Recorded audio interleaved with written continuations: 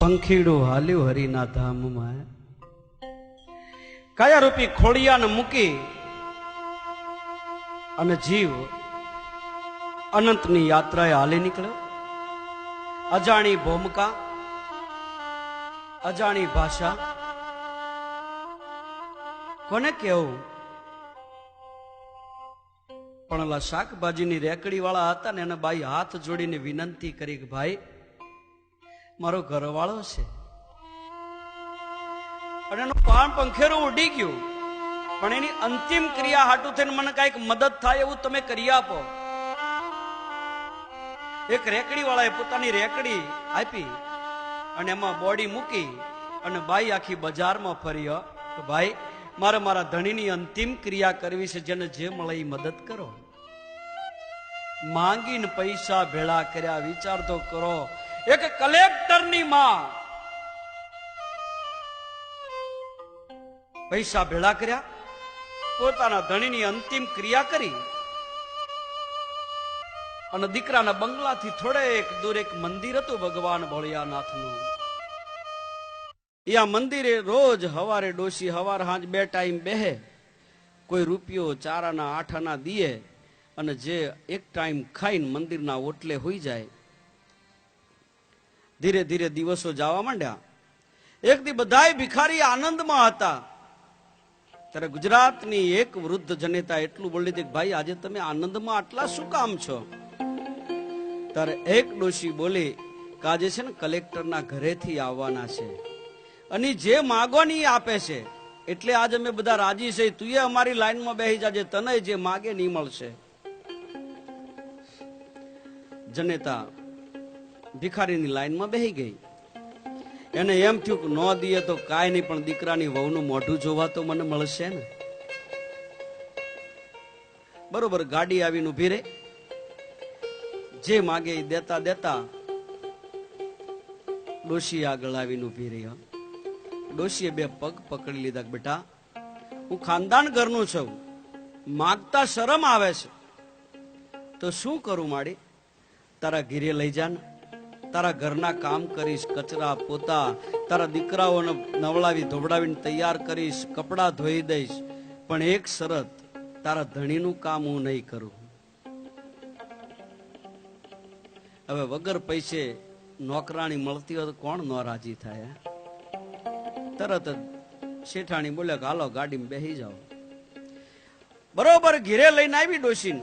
જાતા જાતો તો દીકરા જેમ પોતાની હગી દાદીને સોટી પડે ને માડી હારે એમનો વ્યવહાર થઈ ગયો અને દાદી દાદી કરી અને છોકરાના મોઢા હુકાઈ જાય.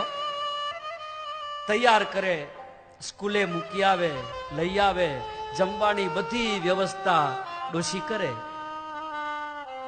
એક દી પ્રભુનું કરવું, શેઠાણી બહાર ગયા તા, છોકરા સ્કૂલે ગયેલા અને બરોબર એ સમયે કલેક્ટર સાહેબ આવ્યા. કોઈ છે ઘરમાં?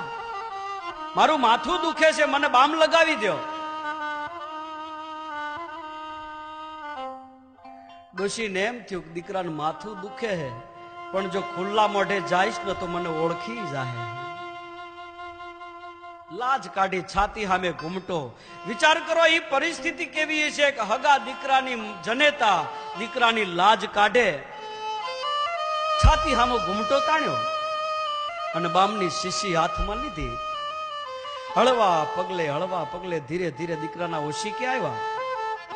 2 આંગળી ઉપર બામ લઈ અને આમ કપાળે જ્યાં 2 ગહરકા મારે ને, ત્યાં તો 10 વર્ષનો થાક હતો ને એક ઘડીના 6ઠા ભાગમાં ઉતરી ગયો. દીકરાને એમ થયું કે નક્કી હાથમાં કાંઈક છે, નહીતર આવું બને નહીં. મારા હાટુ એક ચા તમે કે બનાવી લાવો.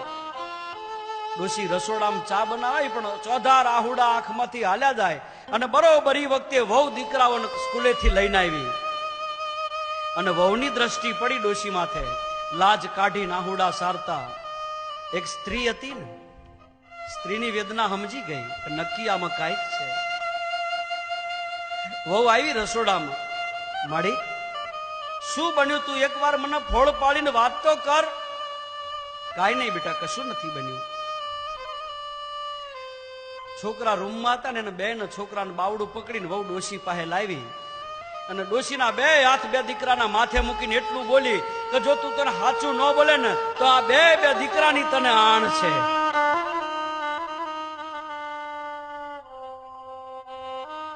તારે જનેતા એટલું બોલી, બેટા મારે તને કહેવું નહોતું, પણ તે બે દીકરાની આણ દીધી. આ તો મારા દીકરા છે, તારો ધણી છે ને એ મારો દીકરો છે ને એની હું માં છું. તો મારી આટલો ટાઈમ શું કામ તમે આમ છુપું રાખ્યું? તારો હહરો તારા દરવાજે જ એટેક આવીને મરી ગયો બેટા, તને ખબર નથી.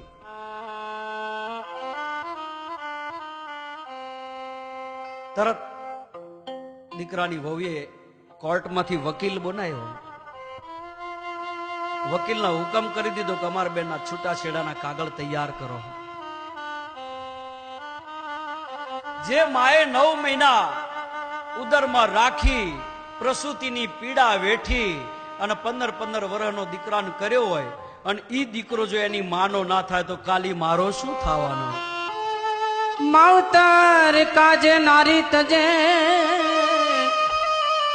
ધન્ય શ્રવણ કુમાર. આજ નારી કાજે માવતર ને તજે હો એવા દીકરા મળે આજા. ઋણ નથી ચૂકવાતા માવતર ના, ઋણ નથી ચૂકવાતા માવતર ના, ઋણ નથી મૂલવાતા માવતર ના,